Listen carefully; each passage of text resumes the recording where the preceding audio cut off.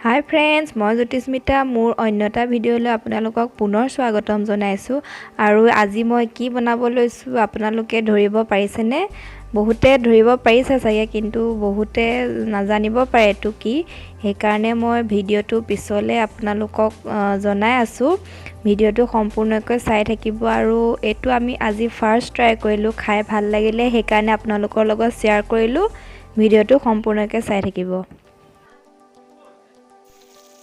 কেৰাহী এখনত তেল গৰম হ'বলৈ দি তাত খুন্দি লোৱা আদা নহৰু দি দিছো।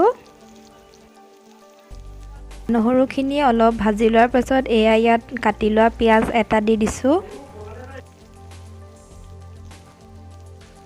পিয়াজখিনি ভাজি হোৱাৰ পাছত মই এতিয়া হালধি দি দিছো। মই তেলতে হালধি দিও, আপোনালোকে যদি বিচাৰে তেন্তে পিছত দিব পাৰিব। আৰু এয়া আজি বনাবলগীয়া মেইন বস্তুবিধ এয়া মই দেখাইছো চক। এইটো চিনি পাইছেনে আপোনালোকে? এইটো হৈছে ভেকুৰী তিতা। ভেকুৰী তিতাৰ দুটা প্ৰকাৰ থাকে, এবিধ ডাঙৰ এবিধ সৰু। এইটো সৰুবিধ হয়, আচলতে সৰুবিধে খোৱা হয়।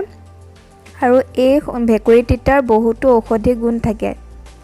নামটো শুনিয়ে গম পাইছে এইটো তিতা হয়। সেইকাৰণে মই এইখিনি আধা ঘণ্টাৰ আগতে পানীত কাটি তিয়াই থৈছো, অকমান নিমখ দি তিয়াই থৈছো। তেনেকৈ তিয়াই থলে এইখিনি তিতাটো একেবাৰে নোহোৱা হৈ যায়। আৰু এতিয়া এয়া ভাজি থকা পিয়াজখিনি দুটা কেঁচা জলকীয়া দি দিছো। আৰু তাতে ভেকুৰী তিতাখিনি দি দিম। সেইখিনি মই দুবাৰমান ভালকৈ ধুই ললো। হেতাৰে অলপ ভালকৈ মিলাই লম।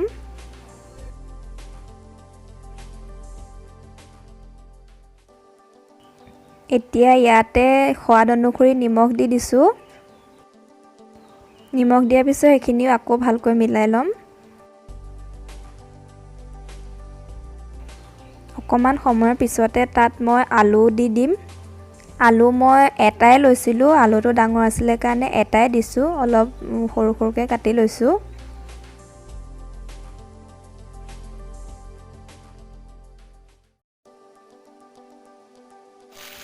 তেলতে গোটেইখিনি ভাজি থাকিব লাগে অলপ সময়।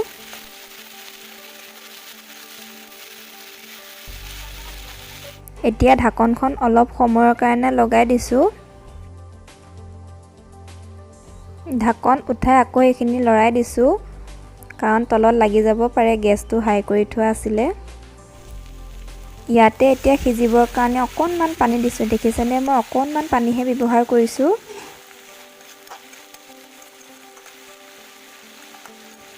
এতিয়া কিন্তু গেছটো একদম লো কৰি দিলো। এয়া ভাজি মোৰ সিজিয়ে গ'ল, দেখিছেনে, এয়া সিজিয়ে গ'ল। এতিয়া মই গেছটো অফ কৰি দিম। ভেকুৰী তিতাৰ ভাজি খাই কিন্তু খুবেই ভাল লাগিলে, সেইকাৰণে মই আপোনালোকৰ লগত শ্বেয়াৰ কৰিলো।